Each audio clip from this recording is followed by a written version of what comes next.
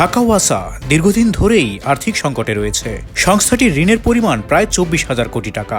এমন অবস্থায় নতুন করে আরও একটি ঋণ নির্ভর প্রকল্প গ্রহণ করায় প্রশ্ন উঠেছে সংস্থাটির আর্থিক দায়বদ্ধতা ও অগ্রাধিকার নির্ধারণ নিয়ে। ঢাকা ওয়াসা প্রশিক্ষণ ও গবেষণা একাডেমি স্থাপন শীর্ষক এই প্রকল্পের ব্যয় ধরা হয়েছে 721 কোটি টাকা।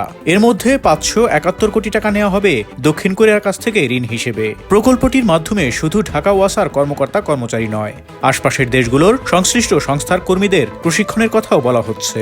কিন্তু দেশের রাজস্ব ঘাটতি ও ঋণ নির্ভর অর্থনীতির প্রেক্ষাপটে এমন প্রকল্প কতটা জরুরি সে প্রশ্ন শুরু থেকেই আলোচনায় ছিল।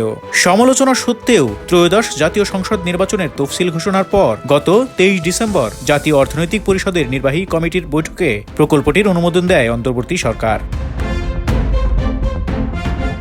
এই প্রকল্পটি কোনো বিচ্ছিন্ন ঘটনা নয়। দায়িত্ব নেয়ার 1.5 বছরে অধ্যাপক মোহাম্মদ ইউনূসের নেতৃত্বাধীন অন্তর্বর্তী সরকার মোট 135টি নতুন প্রকল্প অনুমোদন দিয়েছে, যার সম্মিলিত ব্যয় প্রায় 2,03,000 কোটি টাকা। বিশেষ করে সরকারের শেষ পর্যায়ে প্রকল্প অনুমোদনের গতি ছিল চোখে পড়ার মতো। 1 ডিসেম্বর থেকে 25 জানুয়ারির মধ্যে একনেকে অনুমোদন পায় 64টি প্রকল্প, যেগুলোর মোট ব্যয় 1,06,993 কোটি টাকা।